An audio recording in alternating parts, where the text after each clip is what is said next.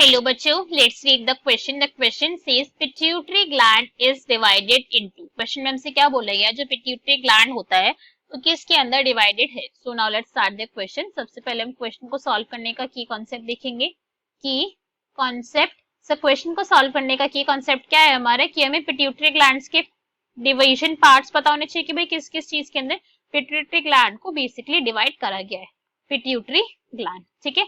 अगर हम pituitary gland की बात करें तो पिट्यूटरी ग्लैंड को दो पार्ट्स के अंदर डिवाइड करा गया है. मेजरली दो पार्ट्स हैं इसके. जो फर्स्ट पार्ट होता है दैट इज नोन एज अडीनोहाइपोफाइसिस और जो सेकंड पार्ट होता है इसको बोला जाता है न्यूरोहाइपोफाइसिस. अब ये जो अडीनोहाइपोफाइसिस एंड जो न्यूरोहाइपोफाइसिस है इनके भी क्या होती है, इनके भी पार्ट्स हो चुके हैं.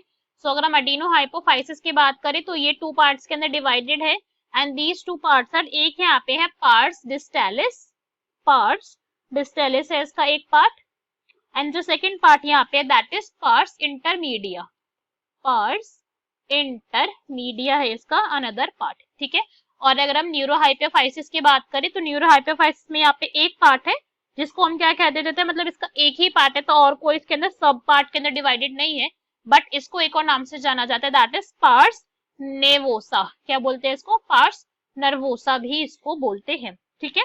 इसके साथ साथ एक पॉइंट जो हमको यहाँ पे याद रखना है विच इज वेरी इंपॉर्टेंट, जो पास डिस्टेलिस वाला पार्ट है ये वाला पार्ट, इसको इंटीरियर पिट्यूटरी ग्लैंड के नाम से भी जाना जाता है, ठीक है. ये इंटीरियर पोर्शन है. और अगर हम बात करें पार्ट्स नर्वोसा की तो ये कौन सा है, ये पोस्टीरियर पोर्शन है. दिस इज पोस्टीरियर पार्ट, ठीक है. ये पॉइंट हमको यहाँ पे समझ आया. अब अगर हम बात करें कि भाई यहाँ से सिक्रिएट होने वाले हार्मोन्स डिफरेंट डिफरेंट कौन से, बिकॉज एंटीरियर पिट्यूटरी के हार्मोन बिल्कुल अलग है और न्यूरोहाइपोफाइसिस या फिर हम बोले पोस्टीरियर पिट्यूटरी के हार्मोन बिल्कुल डिफरेंट है. दोनों के अलग अलग हार्मोन्स है. तो अगर हम स्टार्ट करें एंटीरियर पिट्यूटरी के हार्मोन से तो एंटीरियर पिट्यूटरी ग्लैंड के जो हार्मोन है that is thyroid stimulating hormone, thyroid stimulating hormone. Next जो इसका हार्मोन होता है that is adrenocorticotropic hormone. Next hormone जो यहाँ से रिलीज होता है that is prolactin, prolactin. Another is growth hormone, growth hormone, ठीक है. ये हार्मोन यहाँ से होते हैं release. Another is gonadotropin hormone, gonadotropin hormones, ठीक है. और अगर हम यही बात करें न्यूरोहाइपोफाइसिस की भाई यहाँ से कौन कौन से हार्मोन का सिक्रीशन होता है, तो यहाँ से निकलने वाले जो सिक्रीट होने वाले हार्मोन से बहुत ज्यादा नहीं है, लिमिटेड है. फर्स्ट इज ऑक्सीटोसिन, ऑक्सीटोसिन है यहाँ पे फर्स्ट हार्मोन.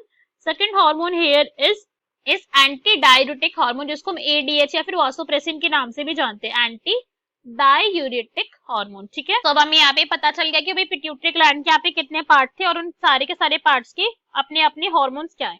सो अब हमारे ऑप्शन रीड करते हैं. ए में हमें क्या गिवन है, adenohypophysis and neurohypophysis, this is correct.